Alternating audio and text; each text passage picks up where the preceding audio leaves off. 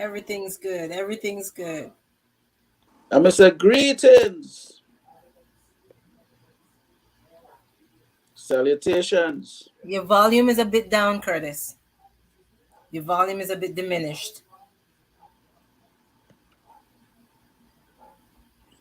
As loud as you are, I can barely hear you.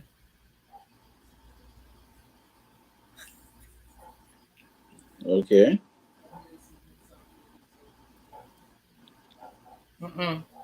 Adjust the You, mic. you look like you're asking yourself, when he say he speak to himself.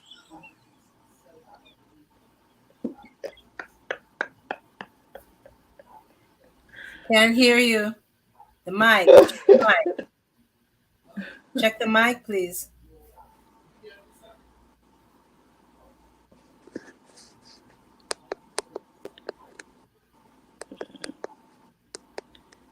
I have your volume up here. He's asking if you're hearing him, Sam. No, we hear it him not. Mm-mm. That's what they would say in the Bible. We hear it you not.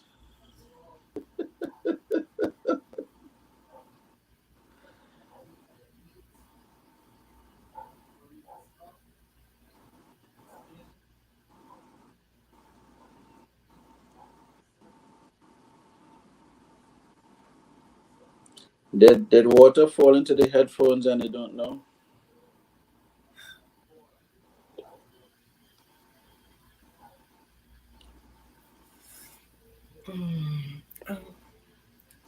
Hi, Lucy. Good night, Lucy. Lucy, are you hearing Curtis? Let's ask Lucy if she hearing Curtis. Testing 1, 2. Lucy, you hearing Curtis? Hmm. Well, let me mess with it and see. Uh,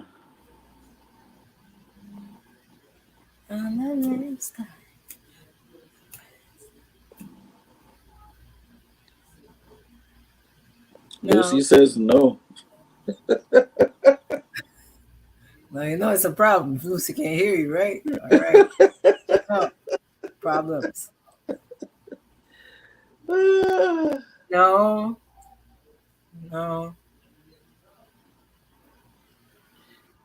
uh, Okay.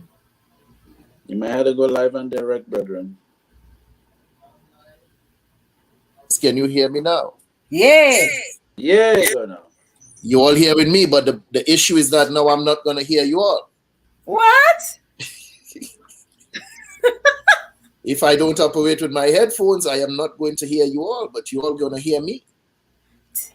Take one of the you have an earphone with your desktop. Let's try it one more time. One more time. Put this in. Can you hear me now? One more time. Repeat. Can you hear me now? Yes. Loud and clear?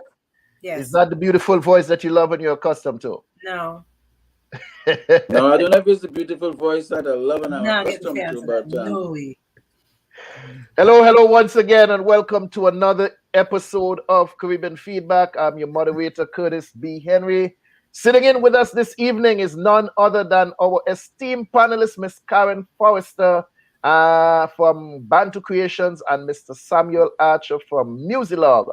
How are you folks doing this evening? 15 seconds. Talk to me, Karen. How are you doing? I'm well. You well. Sound like you hype. You drink coffee? Did I catch this 15? You drink some coffee? I have some sorrel. I'm drinking something here, but I think I need to drink sorrel with ginger. So talk to me, Sam. What's in your cup? Well, I have chamomile. Chamomile tea. Over here we have some tamarind juice with mint. So, wait, don't rush the thing now. No, I'm watching the clock. I want to say 15 seconds. I tried to knock it off at 5 minutes. Brethren, that was 3 seconds, brethren. 3. You can't count. So yeah, I just said I had chamomile tea. You take 10 seconds to pick up the cup. And then, well, here what's going on. It have mint in it, and it have blackstrap molasses in it. So, all right. So, cheers, tables. We're going to test it out. We're going to test it out and see what it's good for. Ataman. Cheer probably idea. good for your back. No, probably we good ain't for test. We ain't gonna test nothing. You test it wherever you want to test it, partner. I ain't testing nothing with you. All right. So I out of that I didn't conversation. say, I didn't All say right. test it with me. You say we don't test it out, partner. I ain't in that. So run the thing and let me Yeah, come well, back. you got to test it out on your own situation. You see, well, I started all kind of thing here. So what, we gonna run the thing? What Run we the thing doing? and bring it back. Run the thing and bring it back.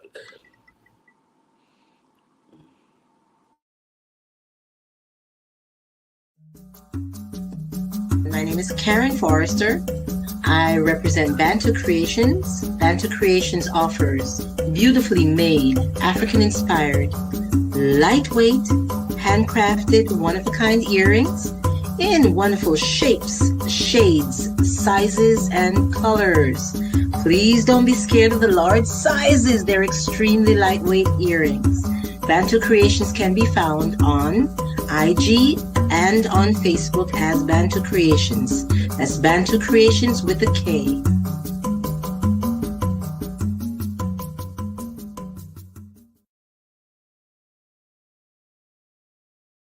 Come check me out, chriskeys.com. I'm worldwide. Tony Altamirano. Hi, I'm Gina. What's up, everybody? I'm Win Vu, award-winning remixer. Koya, I'm an artist. Hi, my name's Justina Bethel. Hi, I'm Mike Bowen from Denton, Texas. How you doing? This is Tom Cutt from Music by Tom Cutt. Check out Samuel E. Archer's book, Hybrid Executive. We are in the business, and here's how you can be a better business person because you're running your business. You can find my music at JustinaBeth_EL on Instagram or JustinaBethel.com, and I am a hybrid executive. I'm a hybrid executive. I'm a hybrid executive, just like you. Follow me at Koya Music, and I'm also a hybrid executive. I'm worldwide, baby, but just know I'm a hybrid executive. That's all you need to know, baby. Get on up, B. Check out my music, MikeBowen.com. I'm a hybrid executive. I'm a hybrid executive. Hi, we are the Henry Boys. I'm Joshua. I'm Daniel. Now it's Mom. We're inviting you to read a copy of our father's book, Tiny Little Spider and Nursery Rhyme. Hey, what do you mean a father's book? This is my book. I'm on the cover. Me, Imani. But let's not forget our sister Imani started writing this book. And our dad finished it. So get a copy. For yourself or for your child. Tiny Little Spider, a nursery rhyme by Curtis B. Henry and Imani Smith. Now available on Amazon.com. With me, Imani. Spider Boy. And we are back once again. But before we begin, I'd like to urge each and every one of you within the sound of my voice, I'm begging you, I'm urging you, please, go to YouTube, subscribe to that channel if you haven't done so already. Smash that subscribe button, give us a few likes, a few thumbs up. Let us know that you're enjoying the content, and this helps a lot with the algorithms, and it gives us the impression that you like us, you know, that you want to hear more of what it is you're doing. You want to see Karen smile some more. You want to hear what I have to say. You want to indulge in some of Sam's slackness. You know What? Go over there. Go over to YouTube and like the channel and let us know that you're interested in what we're doing. And if you think that it has any value, we urge you to share the content with someone. Just share the link so that they too can go on and laugh a little bit at some of the stuff Sam be talking about. So yeah, it's slackness. Whatever it might be, tonight we're doing an extension of what we discussed last Tuesday. Last week we sat here and we discussed fight or flight.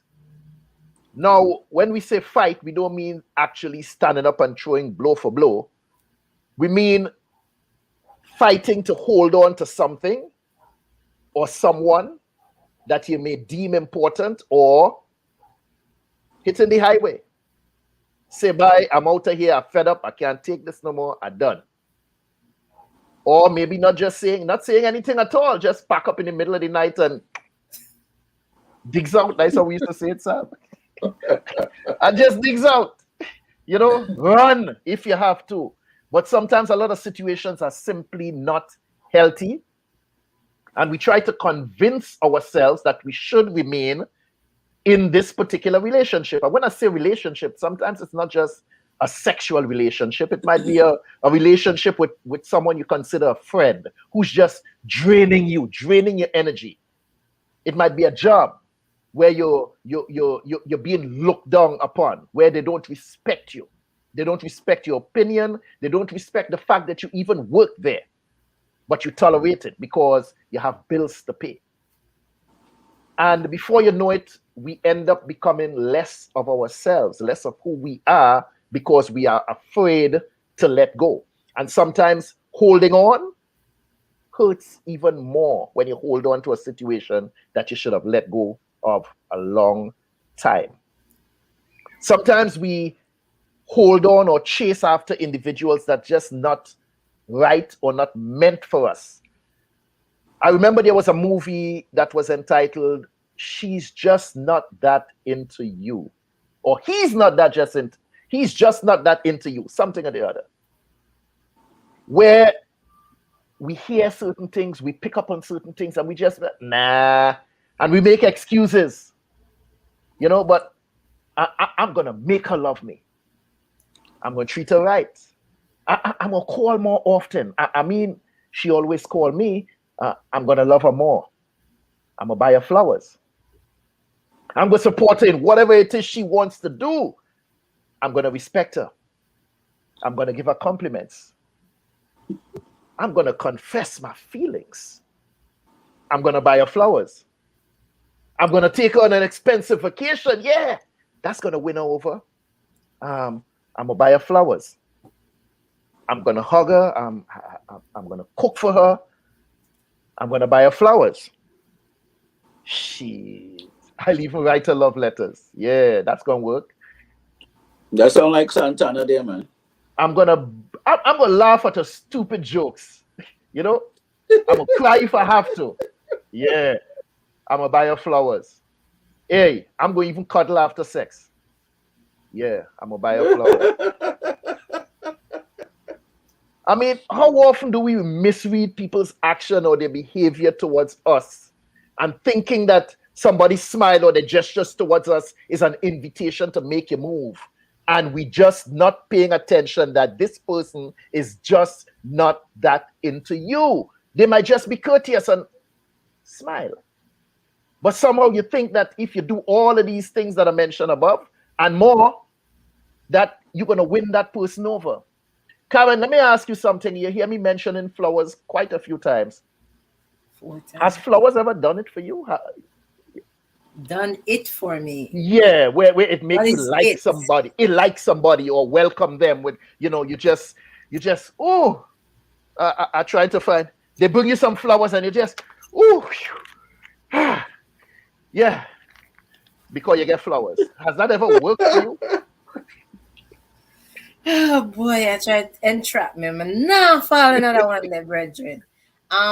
No, flowers, you catch what I said just now, right? Sam, I don't think you get that one. Yeah, I catch what you meaning about last week. She told me about the brethren who just stopped by, and he was supposed to call before he come. Don't stop by. So I don't know if flowers gonna do it for I don't think flowers gonna do it for Karen. No, flowers. I've always received flowers from people I've been in established relationships with. Because just any flowers just won't do. I'm not into roses and stuff like that. But as a first date or anything like that, it's not a prerequisite for me. It doesn't really impress me. What impresses me is how you present yourself and how you speak to me. When you say present yourself, how I dress up? It doesn't have to be dress up. It could be in a nice dress shirt or a nice polo and a wonderful pair of jeans. The presentation, physical presentation myself. Yeah. Clean. So you like a presentation, Karen? You can't show. Listen, when I first moved to Florida, coming from New York, for those who are watching and don't know, coming from New York, you expect the guy to be like GQ, whether it's GQ casual or GQ going to a boardroom type GQ. I don't think young people know that term, Huh? I don't think young people know that term. Tight, nice, right? You come to Florida and you go into a club, and you as a woman, you're dressed to the nines, trying to like really, represent. And the guys are coming in with jeans and sneakers. Like, who you want to dance with? Me? No, I took some time to put myself together. You should have done the same thing. That's just my thing. So you telling me that you're not going to tolerate somebody based on how they dress? You're going to take flight, and you wouldn't entertain that individual. That's flight. Maybe just because he just happens to have on some jeans and sneakers. You're going to take flight. I think presentation is important. The flowers are not extremely important in a new relationship to me. Not extremely. But doesn't that depend on the kind of date it is? What if it's a date that requires you to wear sneakers? No, well, that's what I'm saying. Like, depends on if it's appropriate.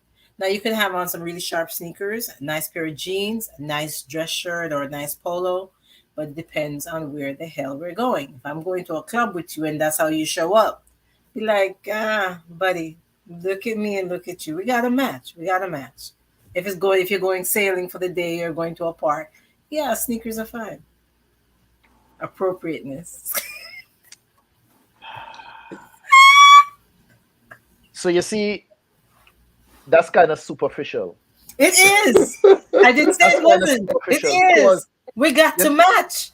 I can't be dressed to the nines and you have on sneakers. That don't work for me. You know what would be the sad part? To meet an individual in a club, turn him down because he happened to have on jeans and sneakers. Pick up the individual who just happened to be dressed nice, right? In all of that, and when the club over now and you come outside, the gentleman who in the jeans and sneakers jump into the Bugatti and watch you and drive off, and the individual who you pick up asks you for a ride home. You're assuming that I'm going to be impressed by the No, he's going to catch your bus. Beautiful car. But I'm impressed with you. No, but you see, I'm impressed with you. So whatever you're wearing is not going to be the end all be all. That part of his presentation it has to be. We have to be sort of equal in how we. Isn't that part of his presentation? How he shows up to the club. The gentleman drives a Bugatti, have on jeans and sneakers, and you turn him down. That's not going to make it for me. You turn him down and pick up the individual who just looking nice and that's not going to make it for me. It's just not. It's not a deal breaker if you're driving a Honda. You know what I'm saying? So I just catching the bus later. Yeah, he just stop it. Stop it. Yeah. Did you ever see the Geographic documentary with the fish and them, the male fish? I think is it fish or lobster? They do no kind of dance to well, boy. most animals, big male competition, animals have to dance. Big competition to get the attention of the female. Most males, choose any species. Most males have to do a little dance. Doing breads, them men doing all kind of dance. Show me like, that it's worth it. Style and thing. They're like, yo, come with the freshness. Most males in the species, whatever species you're talking about, they all have to do a little dance. Boy. Better show those colors. So let me ask you all something now. Since you talk about meeting somebody in a club, well, let me answer this part too. I am not a big on flowers, on flowers around the house and giving you flowers, and because somehow when you have flowers going outside, they're beautiful. Everybody can enjoy them. I think it's kind of selfish when they just go chop them flowers down and put them inside for you alone to enjoy. Now they begin to wither, they begin to die. You alone want to enjoy these flowers, so now I buy them for you, and you alone enjoy them for like a day, and then they start to wither. I think that's kind of something selfish about that. And somehow a lot of flowers around the place kind of remind me of wreaths, like funeral. Like a funeral, and I am not one that's too big on having a bunch of flowers, cut flowers all around. You have an entire industry, national, international, that is dependent on those cut flowers for their dollars. Right? Well, not my dollars. Well, maybe not yours, but there are a lot of women. I think many women. I would say most, because I don't know most women, but I think many women appreciate a gesture. It doesn't have to be a full bouquet. Depends on where you're going. Maybe just one flower. For a lot of women, we've been conditioned to think the rose. So let let me ask you something. We talk about, you mentioned about meeting somebody in a club. Mm-hmm. Well, let me talk about a blind date. Would any of you here endure a blind date just to be courteous to the other individual? I mean, even if you weren't feeling it from the onset, somebody set you up with a blind date and you walk in and something inside of you was like, hell no. Never done a blind date, but had I, like say, if a good friend, somebody I trusted, set me up, I'd give it my best try. But if that person was offending the hell out of me with some silly, quirky behavior, or something really uncouth, something really, nasty ways about him, I would find a way. I just Sometimes gotta go. I'm so sorry, but thank you so much. So sometimes in life you meet people and you think it's for one reason, but it's for a totally different reason. We got somebody trolling, Sam. Take that thing off. Sorry for cutting you. We got somebody trolling. Yeah, why they trolling? I have no idea. Okay. What does that mean? They just send some kind of thing in here, and but as I was saying, what was I saying? You meet somebody for one reason and. Oh, right. So it could because that happened to me before. You meet someone, you think it's a certain type of attraction, but it turns out to be something else. You mean maybe physical versus intellectual attraction? Well, something like that. It may have turned into some form of friendship. Maybe more on a platonic level. So sometimes that can happen.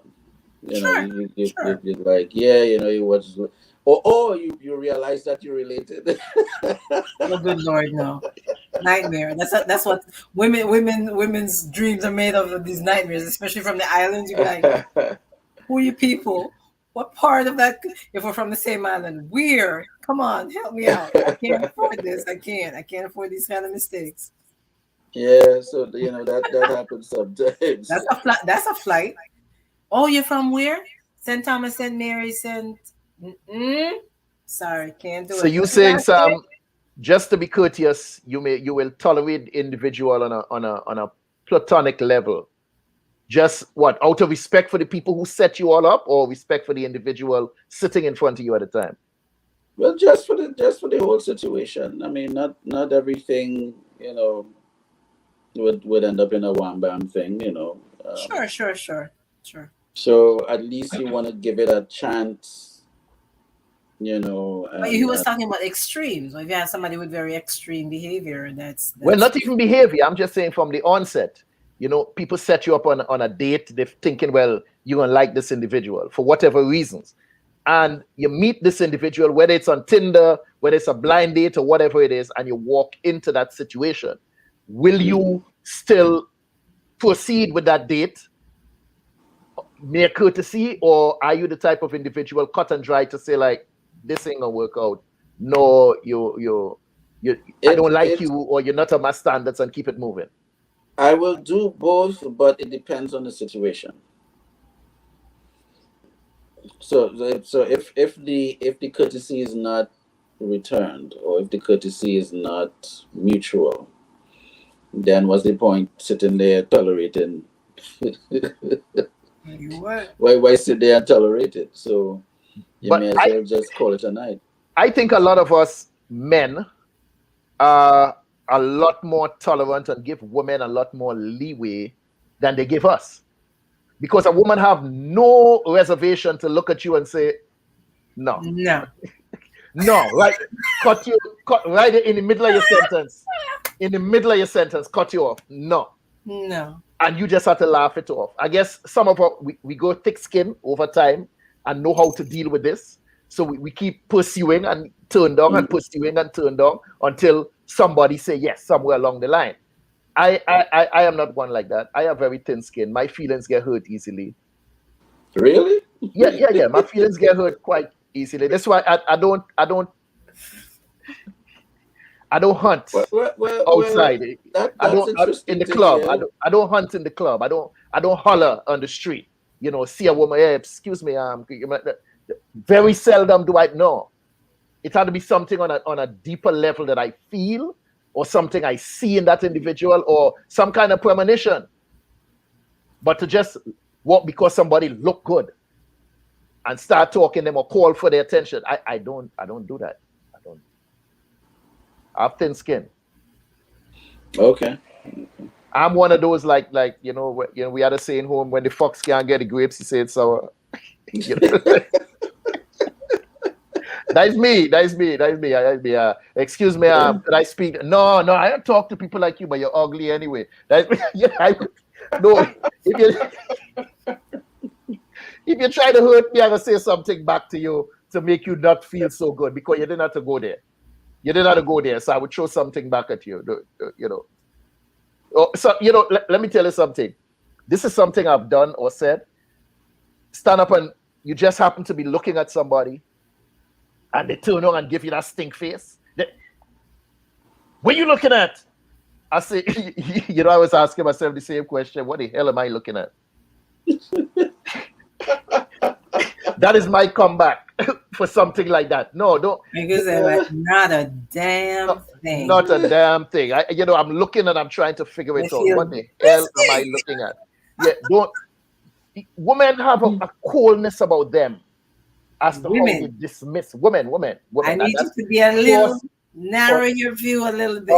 How? Some women, many, something like that. Across the board. Are you telling me that you let people down gently, or you just cut and dry with what you have to say? Well, that is my birthright. I'm sort of cut and dry. Lucy said Trini man. So is Lucy saying that all Trini men have sensitive skin? No, not sensitive, but they will. Let me tell you something. They will tell you about your so and so and so in a heartbeat. If you disrespect them on the street, it had I saw this meme one time. Some fella stand up by the doubles man, right? And a nice thing passed by, and one fella say, "Woo, boy, that hot!" And she say, "Oh, I got a man." He said, "No, sweetheart, I told about the doubles. Is the doubles? Is the doubles hot? The doubles hot, not you." So women have this tendency to cut men off in their advances, but I understand it to a point. I mean, since you've been 12, 13 years old? Before that, man trying to get between your legs. I understand. But I don't sympathize with you. I understand, but I don't sympathize with you. Because somehow, if you have a tolerance level of 10 men trying to talk to you per day, I'm just saying, 9 of them don't talk to you, and I come as number 10, and you finally glad I'm the last one, and you're coming, no, and you just cut me up. No, you shouldn't do that. Hear what I have to say, and this is why I diss people when they try to diss me. I trust me, I do it. I've done it, and that is how I fly. That's my flight. I don't stay and fight for your attention. If you diss me, I will diss you back and keep moving. And I've done it. Women step to and say, "No, sweetheart, I'm just trying to tell you, pull up your zip." or no, you have some by your mouth, right? No, wipe your nose. No, I stick to fly, but I will not fight for a situation where I'm being disrespected on the street or in a social environment by any woman just to fight for what? For my dignity, fight for my self-respect? No, I will hold on to what little I have left and take flight. So last week we talked a lot about red flags. We brought up a whole lot of red flag situations where we need to take flight in a relationship as opposed to holding on and fighting. And one of the things I'd like to mention also, you're familiar with the term stonewalling? Stonewalling? Yeah, where somebody just... delaying something? Putting off something? No. Where where somebody just shut you out. You try to talk, you try to be communicative. What's the word? Communicative. Communicative. You know, you try to express your feelings, as I stated earlier on, and this other individual just shut you out. That's stonewalling? Really? Yeah, where they just become cool. Yeah. They want to punish you for opposing or upsetting them, and they don't want to talk about it.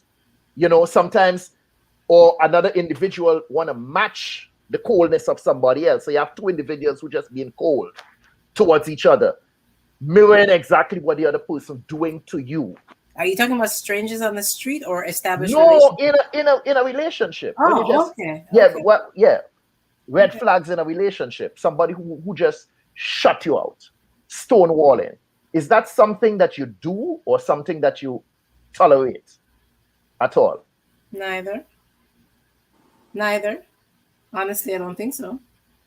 I don't think that will put somebody off completely, especially if the person wants to have an actual conversation. I'm not gonna just like, no, I don't think that's who I am. But sometimes you could be beyond the conversation. But depending on what it is, the person who is normally stonewalling is either trying to make a point or I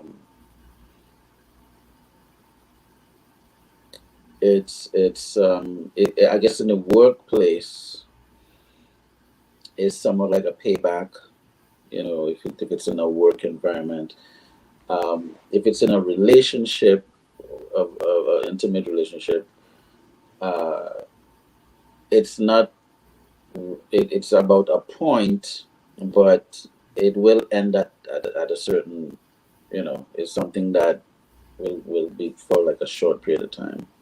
I don't know. I don't think I have a proper understanding of the term stonewalling. I really don't. I don't know. Well, they're not they're not communicative back to you. Oh, okay. So right. It's sort of like you're trying They just block you. They just block you out. Yeah, that's right. So that's a stone wall, right? Shut you out. Talk to the hand. You try to communicate, right. They walk away. They're okay. They're like a stranger in the same environment for you, and they get sometimes people carry on. I got lost in the fray there just from the term trying to. So I will see situations where, and like couples, whether it's the guy or because the guy might do it, or the wife or the girlfriend might do it, if there's something that they want the other partner to get some sort of a point, whatever it might be. Pick up your jockey shorts that you leave in the hallway, or maybe a bad decision was made financially, or somebody was embarrassed by something. Then one part of the one party will be not communicative. Although you try to communicate, there's just, they stonewall you. You're talking to the hand. They're not responding normally like if things are normal. It's totally different. So which means that either they're upset about something, or they're trying to convey, trying to convey a point, and then but sometimes it can go too far in some aspects. You mean weeks in? So which means that the one party will sort of stop doing it, and then because they need to come back as a unit anyway. So it's sort of short lived. It might be like a day, it's like, okay, normally you communicate through the day, and like, what's going on with this? Why they're not answering, or why this is going on, or why that is going on. So now it's affecting you because that's what they want to do. But for you guys, is that a minor thing? Because for me, it's minor. Unless they really drag it out. I understand it now, what you mean. Well, first of all, the guy might have to realize that he's being stonewalled. So he might never realize it until like the next day. Like, wait. But I've heard individuals who actually say they welcome it because it's like that's the only time they get her to shut up, because it's like, well, okay, she is good. Let her just. Or she thinks she ain't talking to me, doing me something. All right, let's just stay right there until shut me We up. all know when you guys draw that to a close when you want some sex, right? Isn't that the end at all? Is that the So you got to give in at that point. Isn't that the end at all? You, you see, you got to understand men apologize different from women. Women come with all of this emotion. Oh, baby, I'm so sorry. Let's talk on this. No, if a man doing that run, that no, we do not and should not communicate in such a fashion. Men apologize in a kind of way. I'll go into the store here. You want me to bring back one of them Snicker bar for you? Yeah, running out by the gas station. You want to pick up one of them Snicker bar for you? You know what's funny? That's it. You criticize women for the very, very features that you appreciate in the mothers of your children. That maternal, that emotional, that compassion, that, empathy, and, sympathy, empathy, all of that. Take maternal out very of that. Things that you appreciate in that woman as the mother of your child, you don't appreciate in the for the woman. children. Take maternal out of there. I don't need nobody to mother me. I don't. She's a whole person. So but mother the children. Don't mother me. No, I mean unless you come to put a breast in my mouth or something. Then okay, then yeah, but don't mother me. I ain't with that. Well, you had to know, you had to know the person too. Yeah. But Sam, you ever? I don't even quite know the description for these type of people here, but I can't live without you. I don't know what I'm gonna do without you. Is that a healthy individual? Is that a healthy relationship? Is that a healthy environment to be in when somebody constantly says stuff like that to you? If they're stuck on that, yeah. If they're just like, you was living without me at some point in life, you didn't know me all your life, so you can't live without me now. It could be used as a term of endearment, but if it's if it's something that is like a psychiatric issue, it's like Monday, Tuesday, Wednesday, Thursday, Friday.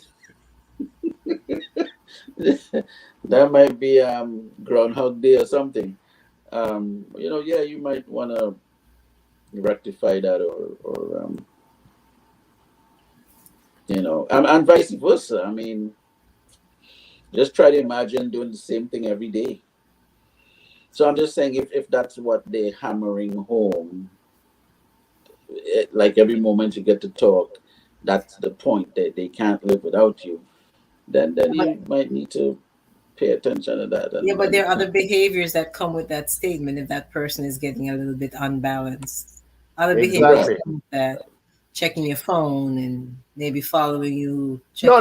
That's talking to an extent. No, but I'm just saying there are other behaviors that are associated with that statement when it's getting to be a point of being unhealthy, when that person is becoming unhealthy. Right. Yeah, and that you want to definitely avoid that.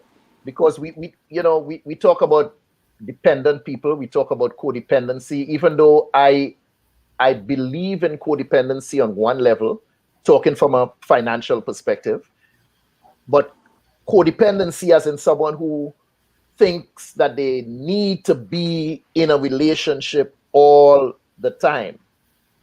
And being in a relationship with you, now you becomes their everything.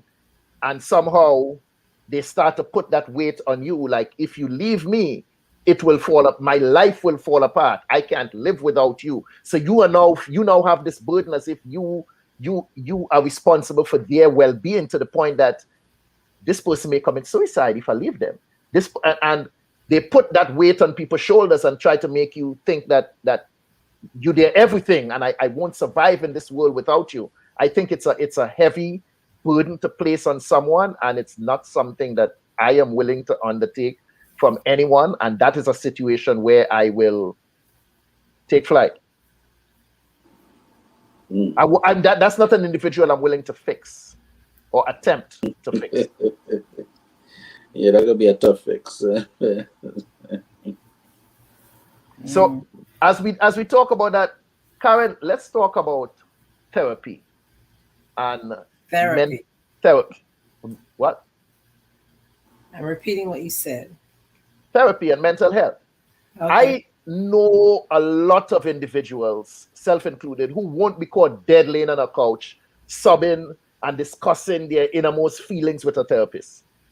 Is it a healthy thing to do, or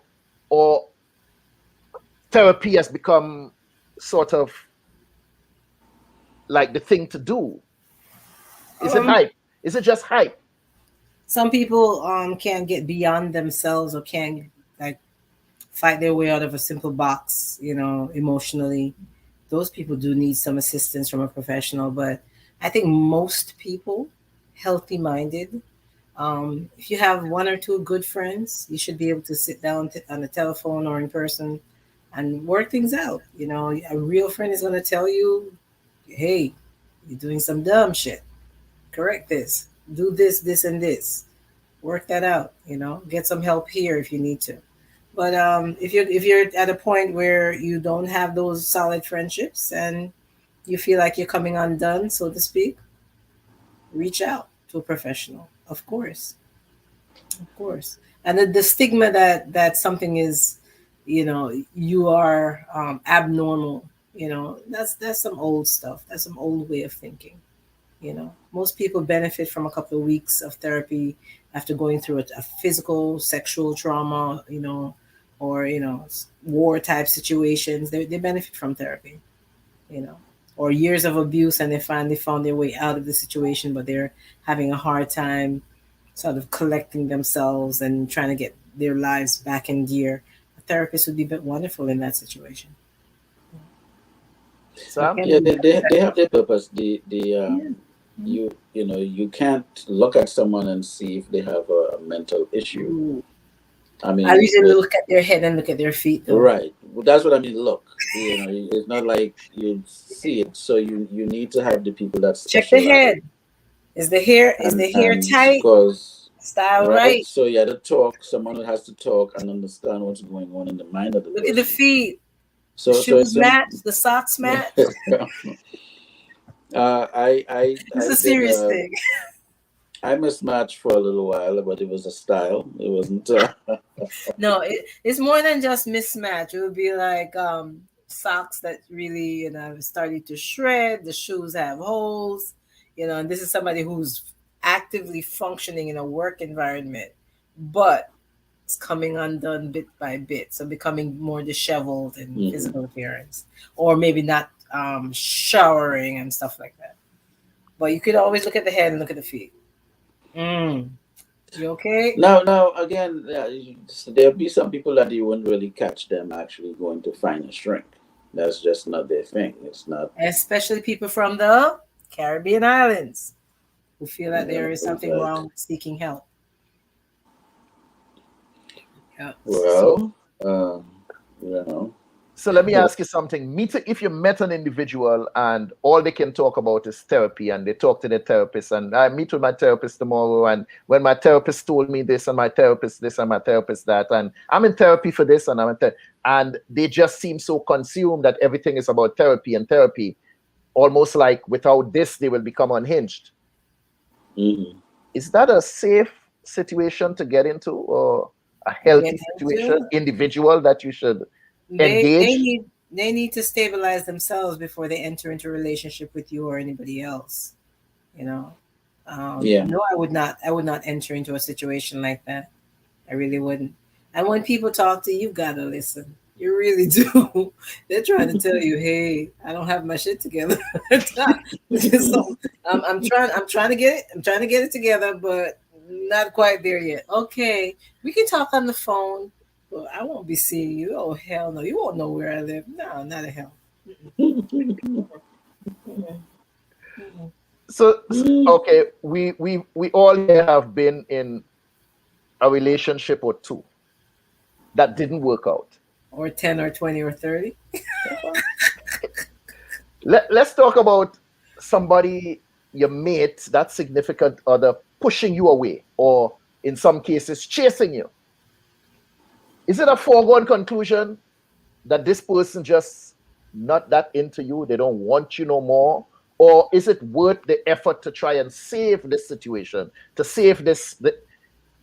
So many people, like I said, we try to hold on to things that we should let go, and you find yourself pulling on a piece of barbed wire, that it would be so much less painful if we just let it go. But some of us, we just tend to hold on for dear life, causing ourselves more pain and suffering. Is it a foregone conclusion? Is it worth the effort? That's my question. Somebody's trying to chase you where you're still trying to hold on. Gotta go. Well, at some point you will get the message. I gotta go. That this person feels that they're at the end of the world with you. You know, like, okay, I'm good. Or it might be that they want a reaction out of you. You know, so it could be they're trying to get a reaction, or it could be that, you know, or one of our artists that's being challenged. He has a song called "When a Woman's Fed Up," and nothing you could do about it. You know, sometimes people reach a point where it's like, you know, they're fed up. There's really no recourse. So it's a foregone conclusion. So that individual should in fact take flight. But you do have couples who seem to break up every other week and have been together for years. Usually, those are usually younger couples. Let's give them the credit they deserve on that one. But there's some couples that they break up every other week. They're missing each other, strong. you know. They've been You're away for like 20 minutes. I miss you. But we stay in these situations, and sometimes all we get out of it is long-term emotional abuse. And in my opinion, long-term abuse have long-term effects. And sometimes these effects, it affects a person's sense of self. It affects your own integrity. Once again, is that healthy? Or is that a situation where you just, you know what, drop it, I'm out, I'm gone? Worth the fight. It's up to the individual to decide. I mean, if it's unhealthy for you, why are you there?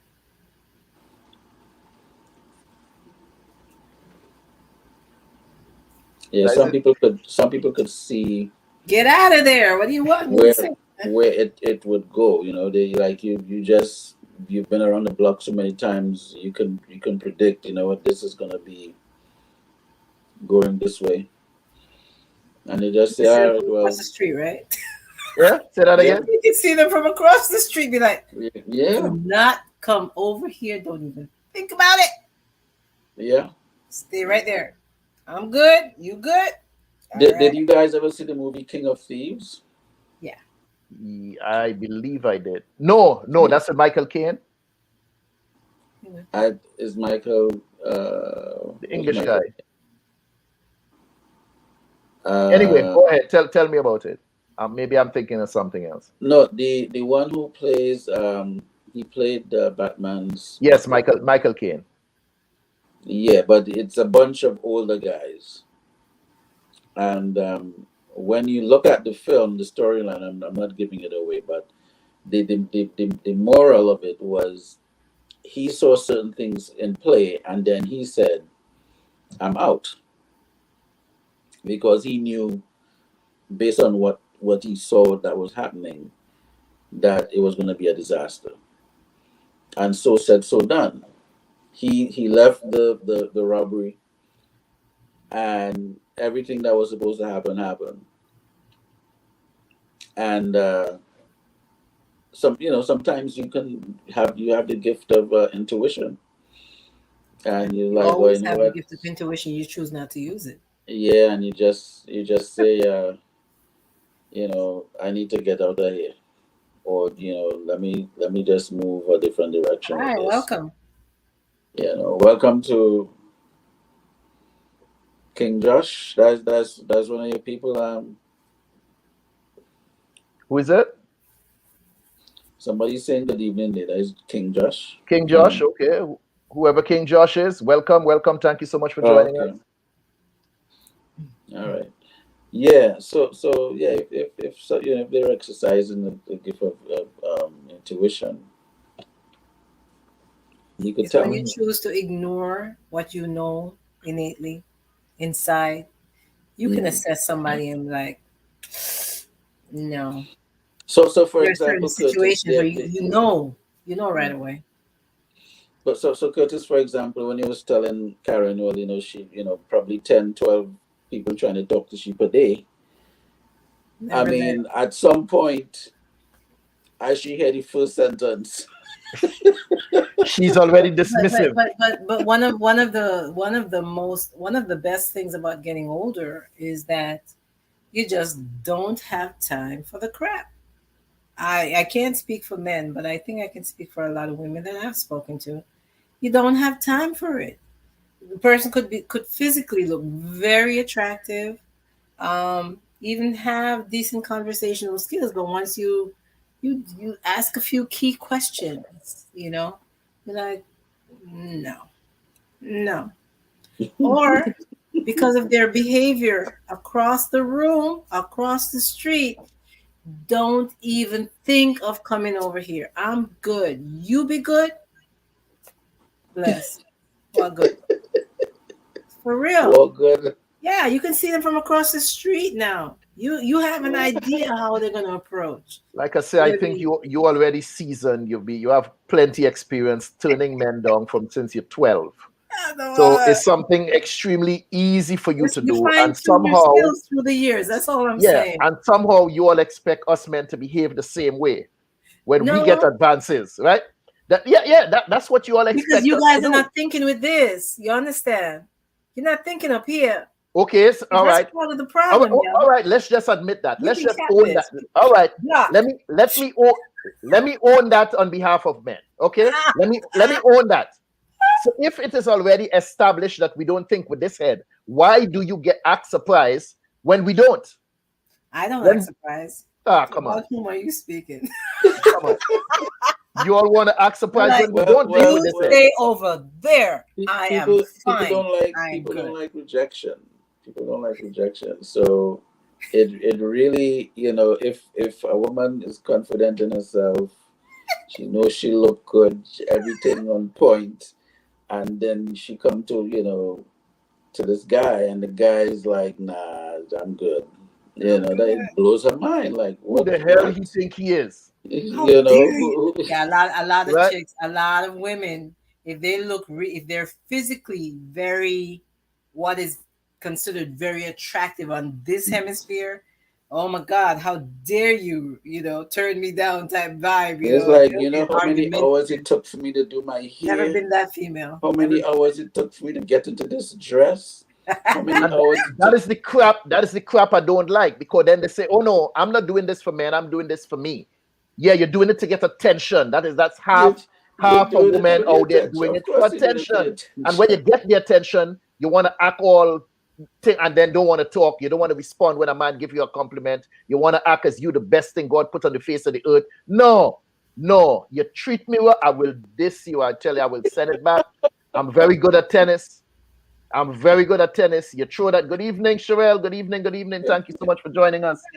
I'm telling you, if you want to act all stush and I just give you a pleasant good evening, or Americans say bougie. I might have been asking you for directions to go someplace and you skin up your nose and think, I will diss you. Trust me, I will diss you. Don't act all special and all thing, because no, the world doesn't revolve around you and your new hairdo. You put a lot of effort into this, though. Yeah, Curtis, you put a lot of effort into that. Into what? The dissing thing. No, trust me, it comes easily. I know that, but I think you still put a lot of effort into it. No, I don't put effort into it. You act right, I will treat you right. But the minute you step off, trust me, I could snap back. I'm quick. And age brings reason. You know, you can tell something a mile away. Okay, this is what this is, and yeah. So let me ask you all something. Once you're in a relationship now, what about ultimatums? For me, that's a flight situation straight up. I'll tell you off the bat. Do not. Did I say do not? Do not ever give me an ultimatum, because I always want to see what's behind door number 2. Don't tell me so and so or else else what? Or else what?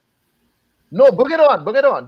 Do not ever give me an ultimatum and tell me act this way or else, and leave that sentence there. No, or else what? Then you would have to show me what you're talking about.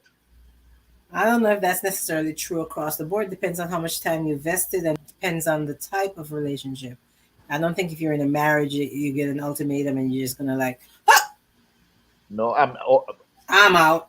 No, I didn't say I'm out. I'm just telling you, do not give me ultimatums. I don't think most people respond like that. Ultimatums, you have to be willing to follow through. If you don't follow through, then you won't be taken seriously. He probably wants to test to see if it's a bluff. You know, it could be a bluff. No, I don't deal with them well at all. Not on the street, and damn sure not in the house. I don't deal with ultimatums well at all. Well, not dealing with it well is a different thing than taking flight as a result of the ultimatum. There should certainly be a conversation about, hey, look at here. Don't go in this direction with me, because you're not gonna like how I respond. You remember the one you saw? I think Sam, you mentioned this. Curtis. Lucy.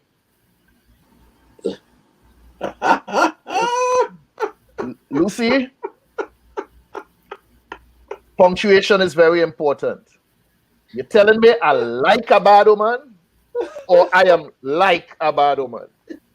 Please clarify what you're talking about. You know Trini speak. You know damn well what she means. I think you know what she means. Lucy, please clarify what you mean when you say what you say just now. When you say what you say. When you say what you say just now, please clarify. Okay, but she take what the hell I was going to say. I was talking something about. Yeah, Sam, you remember the one you saw on Instagram where the woman she get the guy ultimatum and she say, "Hey, if you only walk out of that door tonight, don't come back." And he get on the ground and he roll. and he roll through the door. Oh God, you're not gonna like that one. Yeah. He say you are like a bad woman. Oh my gosh, boy. Lucy. No. What are you doing? This young lady here comparing me or my actions or my threats to that of a bad woman. You asked for a qualification, you got it. I ask her to whatever she's talking about. I'm trying to figure out what brought that on. She said, "I am like." I thought she meant that you attract bad women.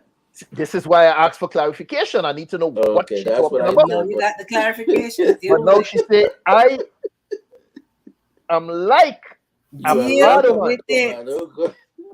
Because I think Lucy want to steady put up tonight. You may have to go to therapy to deal with that one. Therapy, you ain't getting me no couch subbing and no, that ain't gonna happen. Here it is. That ain't gonna happen. I don't give all these years in this country, you still maintain that same attitude. So because I'm in America, I'm supposed to do it like the Americans do?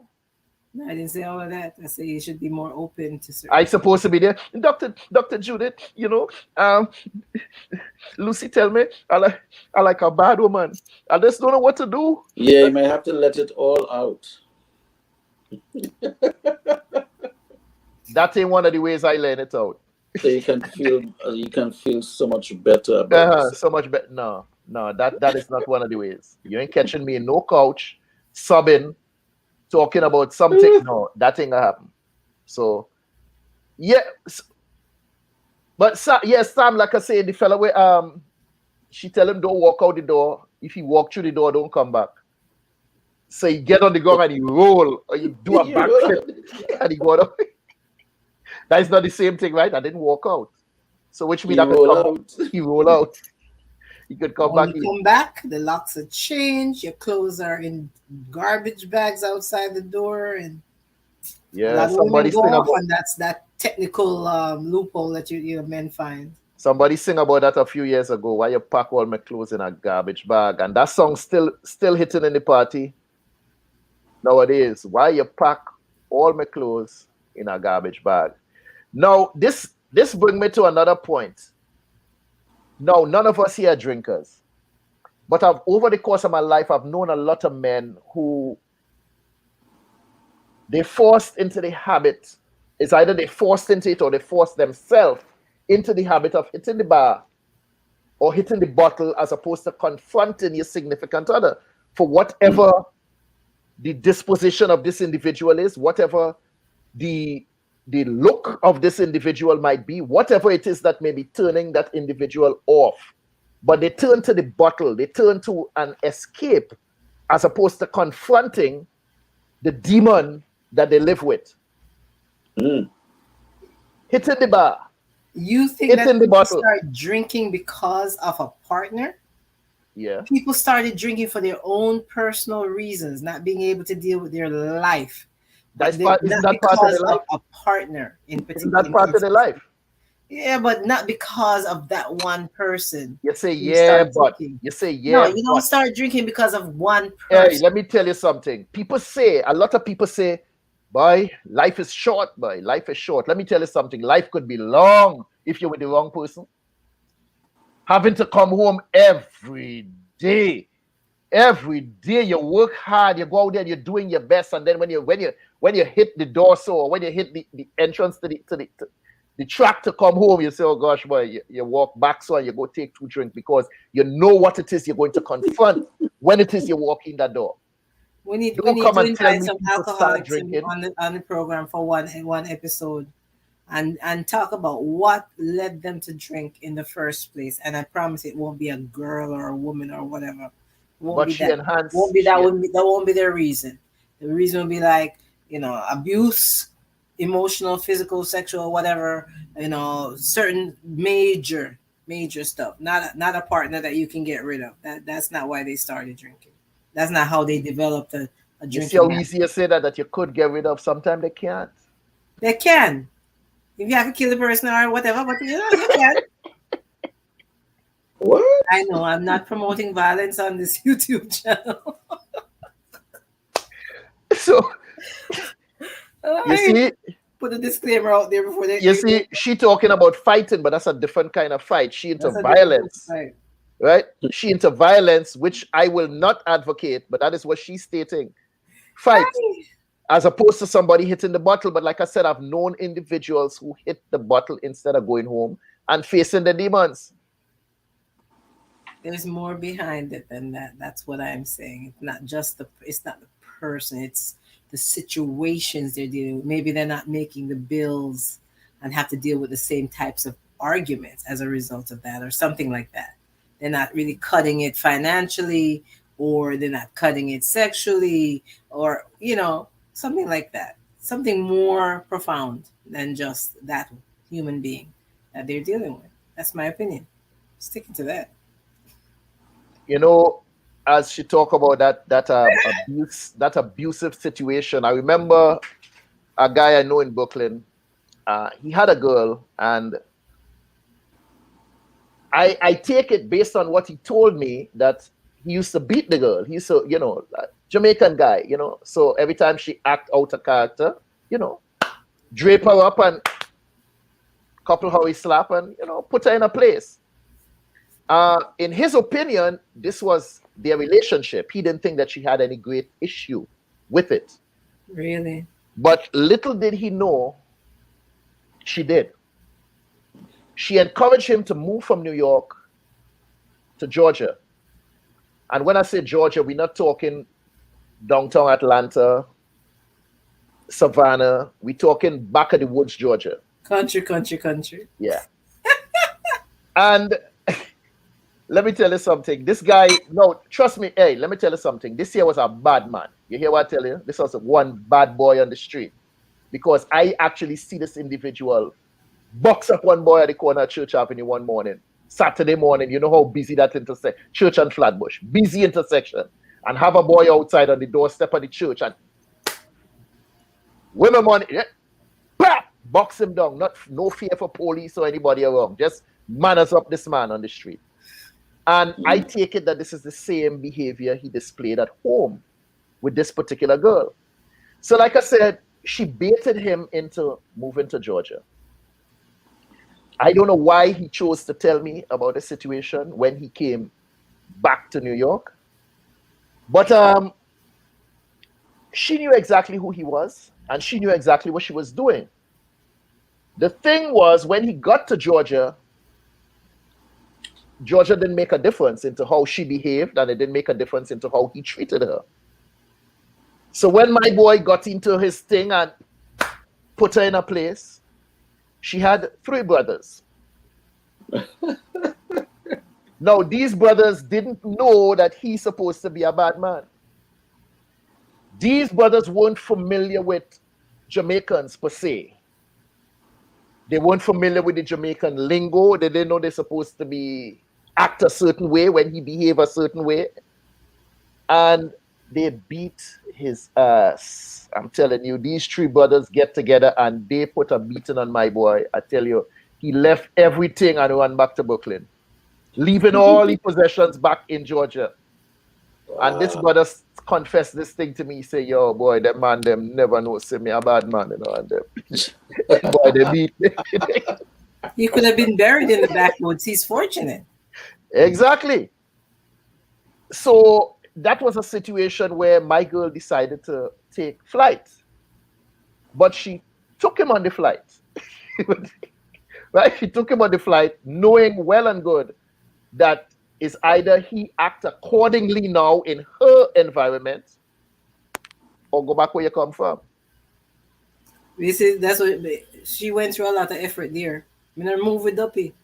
Duppy not supposed to follow you. You're not supposed to invite Duppy to follow you. Or Jumbie as you guys call him. You're not supposed to invite Duppy to follow you. You take up your stuff, you plan your stuff, and you exit stage right. Leave that apartment, that house in New York, leave him, and you go and start fresh. But she probably knew even if she came back to New York 2 years later and he saw her, he might just be bright enough to roll up on her and exhibit the same behavior. So she had to let him know that them 3 brothers, they don't play. You know, they don't play with baby sister. So if you ever raise your hand again, that is what you will have to deal with. They will come for you. And I don't know what the outcome of that situation was, whether or not she came back to Brooklyn or whether or not he put his tail between his leg and went back to Georgia. I don't know, but that was a rather interesting dynamic of fight or flight. She decided to fight while she took flight and really send a message home that he need to act accordingly. So that there was a very interesting case of abuse and how it is she chose to deal with it. But any of you here ever dealt with an individual, somebody who has or had absolutely no self-control, or at least they pretended that they don't? Self-control? Yeah. Somebody who I actually said to someone, listen, you were joking about it on the last episode about not cursing. When I'm in a relationship, I don't curse at the person. I ask that the person not curse at me. And this person seemed as if he didn't have any control when he got very angry. He could not prevent himself from doing that. And that was a flight for me, quick and easy for me. Because if I'm going to go long-term with someone and I'm saying, listen here, this is a core issue for me. As I said, everybody has their particular standards. I will not curse at the man I'm involved with on a romantic level. I expect him not to curse at me. It doesn't mean that he can't curse around me, you know, or at something else. It just means if you're directing it at me, it's a problem, and I will not direct it at you. And he couldn't control it. And that for me, that was a flight. I left that situation, definitely, as a result of that, without a doubt. I've seen multiple situations where women And let me don't say women. Let me say black women. I don't know about how Spanish women behave. I don't know how Asian behave, white women behave. I've never been in any lengthy relationship with either one of them to draw a conclusion. But we have a lot of sisters who just, they wear this nasty attitude like a badge of honor. The thing at the head and the talking and the loudness and the disrespect and pointing in somebody's face and all of this thing. And then they claim that they have no self-control. Why it is? You can't tell me, because when I get upset, I get and I can't control myself and I rah, rah, rah, rah, rah. Don't tell me to shut up. Don't tell me to calm down. Don't tell me to rah, rah, rah, rah, rah. And they just can't seem to zip it and communicate effectively, talk. But you know what happened? When police show up in the situation, you know, all of a sudden they have a different, that same attitude that they had towards the black man, they don't have it towards the white man when he show up. The police show up and then, yes, officer, yes. And what happened? You had no self-control. How come you couldn't talk just now? And the minute the officer show up, because now, how did Eddie Murphy say? There are consequences and repercussions. Mm-hmm. So all of a sudden now, you know how to act accordingly when the white man show up. But when you're dealing with the black man, you have a stinking attitude. You're loud, you're aggressive. You want to fight, you want to hurt somebody. And when the white man show up, you all of a sudden you know how to behave. I've also seen a lot of sisters. I don't know what it is about here, but when they're in these relationships with white boys, they take on a different tone. There's a different tone. They speak differently when they're in a relationship with a white guy. And somehow you have to adjust. Oh, you adjust. He deserves respect. He deserves your gentle side, right? But we deserve your ugliness. What is that about? I couldn't tell you. But it sounds like you need some therapy. Seems as if you've endured something that you may need to. No, that have nothing. I stated that I have nothing to do with me. That has nothing to do with me. I have never been in a relationship with an Asian woman. I've never been in a relationship with a Hispanic woman. I have never been in any long-term relationship with a Caucasian woman. I keep it close to home. Sam, the attitude thing, talk to me about that.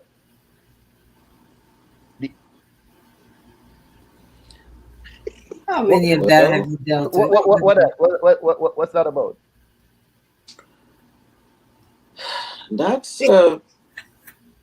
That needs some scientific research. Some scientific research, yeah, I try to avoid that whole thing there. You know, if it's happening over there, I go in so. But you see, that's why you're supposed to test people out, test them temperament. Test who? Test their temperament. An individual before you get into a serious before you get into a long-term relationship, before you get into a relationship.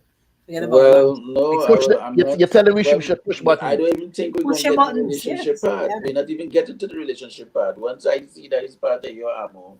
But you may not see that when you're meeting that person initially, but maybe you'll see that a couple of dates down and you do a few little things. Maybe you don't call the next day like you said you would. Let's see what type of response. You have to test people. I don't know why people think it's a bad thing. I think it's an excellent thing that I've always practiced. Good luck with that. Test them. No, man, I don't mean in any disrespectful anything. I'm just saying you need to know what you're doing. I've always felt like as a woman, if I'm going to go away with you on a weekend trip within the country, outside the country, it doesn't even matter. I have to know how you're going to respond to me under certain conditions. Are you going to reach for my neck? You're going to be slapping me? Well, are you going to punch a door, punch a wall? I have to have an idea of what your temperament is like. I've always tested men. Always. It's important. My life could be on the line. We're in a cabin somewhere. Hardly anybody knows where I am because I'm very private. That's not when I need to know that you're going to put a fist through, to my face. We can't do that. Can't handle that.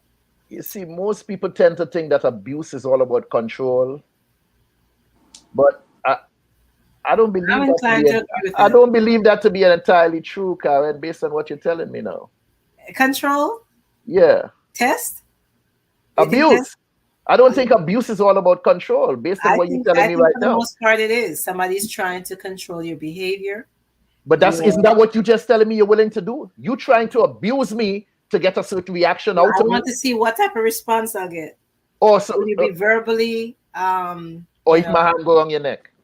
Yeah, I want to know how you're going to respond. You have to find out. You have to find out. But I have to find out before I go away with you on some weekend or a week away out of the country.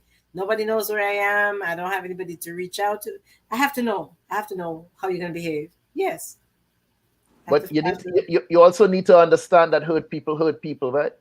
I need to know. I need to know. So I need to know. Like I said, hurt people, right? So you say. I need to know.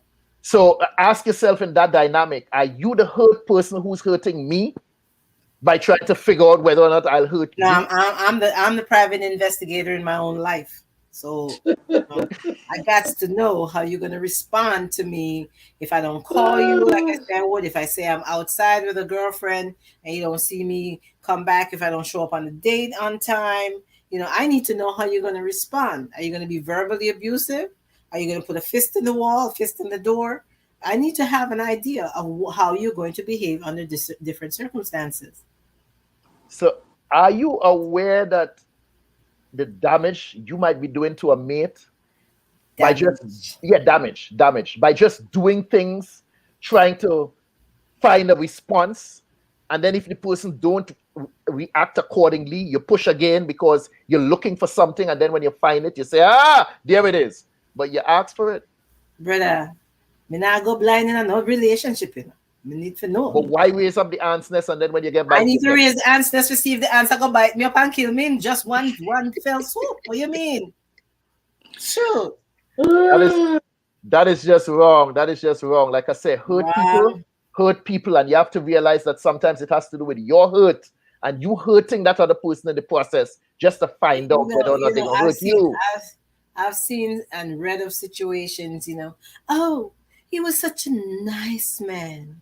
I've lived beside him for 2 years. I've never seen him upset. Meanwhile, he has a dozen women in the closet or in a freezer, and you don't know anything about it. No, man. No, you have to know people you're dealing with. No. So, as you say, knowing people, I also hear women, especially, that make excuses for men. I hear women saying that he only hit me because he was drunk. He only hit me because I made him upset. Because if he wasn't upset, he wouldn't hit me. Is it I think, I'm not going to ask the question, it is a sad thing when I hear women making excuses for men, putting their hands on them. It's a sad situation. I don't think that he hit you because, sometimes it's just because somebody lacked the proper vocabulary to express themselves. And they resort to violence. They resort to that physical action because they don't know how to verbally express themselves. And they have to raise a hand to get a point across. I don't think they lack the vocabulary, because if you think about abuse, whatever abuse you're talking about, it goes across all socioeconomic lines. All. You're talking college educated, advanced degrees, all that. So it has nothing to do with not being able to communicate. We go back to the word that you don't seem to like. People are trying to control the other person's behavior. Every aspect of the other person's behavior. That's where they get shaped. Mm-hmm. So before we run, I have to talk about some of the long-term effects of bad relationships and abuse within relationships. Some of the long-term effects of turning a blind eye when we see red flags and having to deal with them or live with them later on. And what this thing causes in a lot of relationships is this thing we call depression. Have any of you ever met or known someone who lost their whole sense of self over someone? So much to the point that they give up on themselves, whether it's giving up on their dreams or just losing confidence in their own ability to accomplish anything because they allow some other individual to rob them of their self-worth. I'm talking about depression here. Karen, as a health professional, what are some of the signs? What are some of the symptoms and the signs of a depressed individual that we need to look out for even before getting yourself involved? Some of the clear-cut signs of depression, and men or women, early signs. Someone who was well put together, very professional in physical presentation, behavior. Maybe the person has undergone a divorce or the loss of a long-term relationship, and all of a sudden they're not dressing well. I made a joke earlier. They're not showering on a regular, especially over the weekend when they don't have to go to work. They don't have to go anywhere, so they just Wait. You're telling me I depressed? Anyway, because sometimes if I don't address this at this time, I'm trying. Sometimes if I don't have to go outside, Sir, I'm trying to answer your question, sir. You just don't like water. That's not my issue. I'm trying to answer your question. So, the people who are getting depressed and sort of losing that level of control that they've always had, they're not. It eventually affects their personal relationships. They're not putting themselves together. They're not bathing on a regular. They have a mild, a slight odor that may get much worse.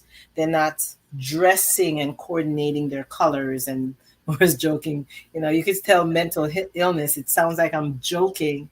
Over 20 years of nursing, I can tell you that somebody who is depression is a mental illness. Depends on the level, the intensity of it, but they don't. If it's the hat person or a scarf person, all of a sudden they're wearing some wacky colors, or their hair and it's all disheveled, or they don't have matching socks, or maybe not matching shoes, or dirty, all over dirty shoes. Sam, match your socks. But yeah, I would have to. But when it starts to affect their work, their work performance, I think that at that point they're sort of really losing control, because they usually can hold on and hide a lot. And we talked about hoarders, people who start to collect things. It's usually because of a major loss, a death, a loss of a life partner. The person may have physically left, or the person died, and they start to collect things in their homes to a point that they can't move around in their own homes, and all types of vermin and pests set in. That's the extreme. But they may still be functioning outside in the job until they can't anymore. Until they really can't. They can't cover it up anymore. And a lot of them will end up drinking alcohol to try to cope, or using other drugs to try to cope. And that may in turn make them even physically more depressed, because alcohol is a natural depressant. So, what is that? Or the sock over the shoe. Anything on their head and anything on their feet. I promise you, that's a quick way to assess that person across the street. Yes, you can. Well, the more that as they're getting sort of detached from their regular lifestyle. Yeah. Did I answer the question? Well, that is your analysis. Care, sanitary care, hygiene, lack of hygiene. I met this guy in Walmart. You just reminded me of it. About 7, 8 years ago, I guess. And it was a principal at a local school. Very intelligent. Initially looked good until he smiled, and what was supposed to be white looked like a layer of cheese, like a white cheese on his teeth. And that's how I knew that he really wasn't paying attention to his oral hygiene. So I was like curious. And I saw him once outside of the Walmart, and he still had the cheesy teeth, which means that was a regular thing for him at that point. He was depressed over something. I don't remember at the time if it was a relationship he had lost or something job related. He was functioning as a principal. So he hadn't gone over the edge yet, but it was just a matter of time. He was a daily drinker. I found that out. So that was a get out of Dodge situation. Let's get out of Dodge. I swear on everything. I'm like, nope, can't work with this. Not trying to go down that gully with you. So we discuss a whole lot of issues here tonight. This question just kind of come to mind. So let me just ask you all, based on something I saw yesterday, I think, and give us your closing thoughts. I just answer the question and give me your closing arguments on this. What is a Chevelle say, or the socks over the shoe? that there is a straight up madman. Gone out of the park. He gone. The train left the station. If he did that. So tell me, what is a deal breaker for you? And give me your closing arguments on fight or flight. What is a direct deal breaker for you in any relationship or even in the pursuit of a relationship? Something that you just say, you know what? Nah. I go. Yeah? Well, Sam? I'm gonna start with you. Me? Yeah. Well, I've mentioned one. The cursing. I can't cursing at me. Not around me, but cursing at me. Because I curse. So let's get that one straight. But cursing at my guy, nah. That's a deal breaker for me because I don't want a lifetime of that. I can't deal with it. I think that's it gets into more degrading situations if you let that one go by. So for me, that's a flight. I leave the situation for that. Definitely, I have left the situation for that. I have a problem with whiners. That's not something we talked about. I don't like men that whine. You better use the English language and express yourself clearly to me. I can't deal with the whining. Don't whine to me. It's bad enough from a child, but from a grown man, I can't handle it. Spell that whine for me. WHINE. The other wine, something like the other wine, man. Oh, yeah, go on, so. I just want to make sure I know what you're talking about because you might send the wrong message. I can't stand the whiners. Have to purge those out fairly early. That wouldn't get to a long-term situation because I can't handle it. I like independent people and strength. People who know how to communicate clearly. So anyone who can't stand down. I can't. And we're already talking about the liars and the cheaters. Liars who volunteer lies to me. That's a Florida thing. I don't know. I didn't deal with it in New York. Maybe I was too busy working. I didn't meet those people in New York. But I met quite a number of them here in Florida. They volunteer lies. I didn't ask you a damn thing, and you're going to come and tell me, a whole list of things that and another thing, not negocios, as Jamaicans would say. None of what you said to me is true. So the liars and the cheaters is a problem for me. That's it. Any advice? Advice for women, fight or flight? Well, yeah, I already said to you, I test men's temperament because I want to know: are you gonna sling back and grab your neck, some profanity at me? How angry are you if I don't show up on time, or if I don't answer your call for 2-3 days? Are you going to assume I'm cheating and come at me like you're some crazy man? I test men, and I'll talk it through. Say, look at here, you need to correct this, or we can't go any further. People need to talk, and people need to test the situation. You test other relationships, but you don't want to admit it. But you test other relationships. Men test you by, hey babe, I'm going to call you. You had a great sexual night together.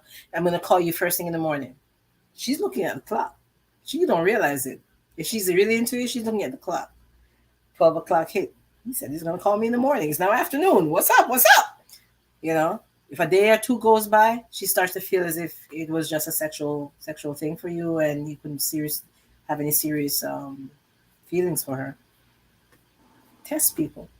You guys test too. You just don't admit to it. Mr. Archer, what is a deal breaker for you? And any advice as when someone should fight or take flight? That's a good question. What is a deal breaker? I guess if you can't find any resolve, if we can't fix it or we can't mend it, if it's beyond that point, then it's a deal breaker at that point. And not just for relationships, but even for the workplace, even for you're working with people on a business or you're working in an office environment. Sometimes that's just for me, that's what that is, because the purpose that we're serving as a unit now is threatened by non-communicative means. So if you don't know what it is you're dealing with, then I prefer to be dealing with something that I'm aware of or that I know what I'm dealing with. So it's almost like you go to McDonald's and you buy a burger, you pay for it, and then you leave it on the counter and you walk out. Right? So the whole thing was you paid for it. It's yours, but it's right there. So instead of you taking it with you, you leave it on the counter. So on the religious side of things, people call it the unpardonable sin. Well, people think it's an actual thing that you do, but if you never take the pardon, it's unpardonable. that's really what it is. So you went to the thing, you buy the burger, it's there. It's for you to receive it. You leave it and you walk out the door. You never received it. It's unpardonable. So for me, if I'm your friend, then we'll go to that point. We'll go to that point where we can fix it and all of that. But the deal breaker is if you can't make a deal, then it's a deal breaker. I hope that makes sense. In terms of advice, last week I said, to thine own self be true. That in this type of a context is basically the same thing. Be true to yourself, and once you can be true to yourself, then you can be true to others, and pay attention. Pay attention for, like how Cheryl says, suck over the shoe. So, if you're having any situations like that, then it means we need to pay attention and see what's going on over here. So that is my 2 cents there. Yes, sir. Thank you so much for that insight. Deal breaker number 1 for me at this stage of my life, something I've never liked, something I've dealt with, never liked it, could never, will never accept it. And at this stage of my life, deal breaker number 1 for me is an argumentative woman. I cannot and will not tolerate any woman who chooses to argue and be loud and aggressive as opposed to having effective communication. Deal breaker for me right there. The minute you want to get loud and rah and talk over me and continuously interrupt and interject and not using these, you see them 2 things here? They're not just for wearing earrings. They're for listening. Use them.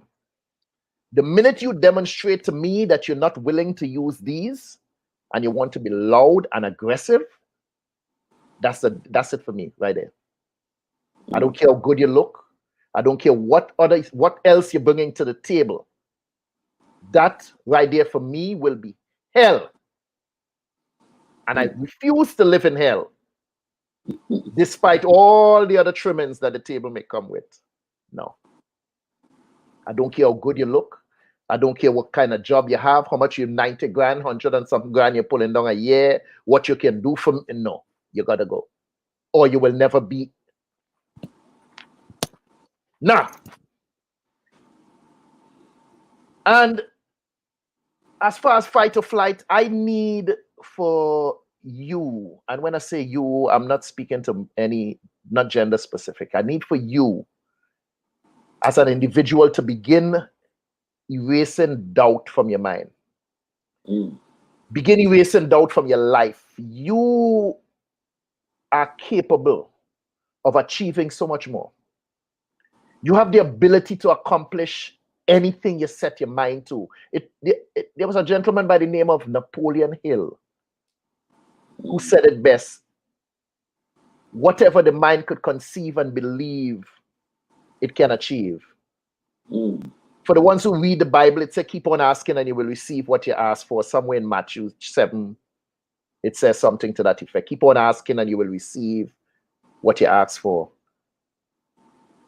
Whatever you can believe and set in your mind, you can achieve it. Stop allowing other people to set milestones for you, stunting your growth, telling you what you're capable of doing, making you believe that you'll be nothing without them.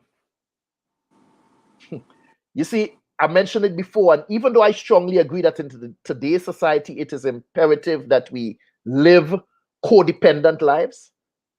I mean, from a financial perspective, I sincerely don't think that you should be dependent upon somebody else. A lot of people tend to use that, your dependency, as a means of controlling you, controlling your life. Other individuals should not, and they do not define who you are and what you are capable of becoming. I urge you, and I'm speaking once again, not gender specific, because there are women that do it. There are women that hold on men in a relationship and want to control them. Yeah. Sugar mamas. They don't like to call themselves that, but yeah, a lot of women do it. Hold a man down and then put him in his place. You don't open your mouth inside of here. You're not no man inside of this house. No. Don't put yourself in a situation like that. And especially as a woman, no man should ever treat you that way or talk to you that way. Do not allow that. I urge you, do not let anybody define you and tell you what you are capable of becoming. I urge you, continue aiming high. Aim high.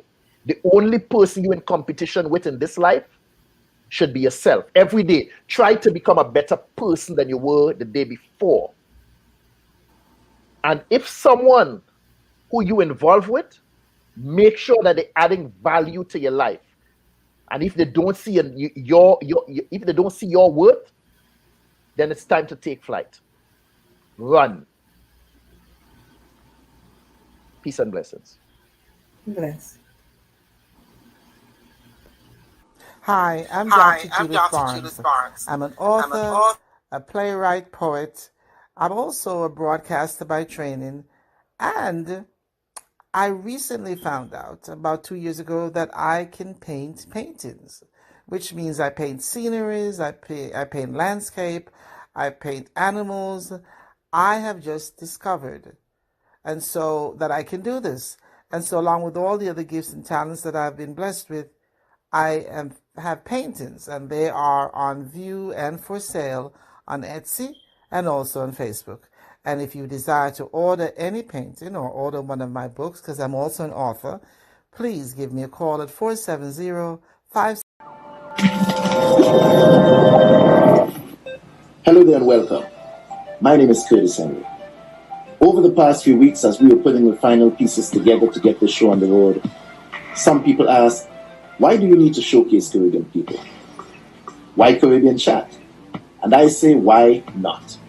Because we as Caribbean people have worked too hard, come too far, and suffered too long for us to continue taking a backseat. It's time for us to rise up, speak out, and show the world the value and the richness of our culture. So I'm providing a platform to showcase the history and culture of Caribbean people in entertainment, the arts, politics, sports, and economics. We will explore the many profound contributions they have made to society. So we invite you to stay with us as we launch what is to become one of the greatest voices of Caribbean people, for Caribbean people, by Caribbean people. On this platform, Caribbean people of excellence get to tell their story. Our aim is to ensure that your contributions are acknowledged and celebrated. Welcome to Caribbean Chat. So make sure you like us on Facebook, follow us on Instagram, and be sure to hit that subscribe button on YouTube. We are Caribbean Chat.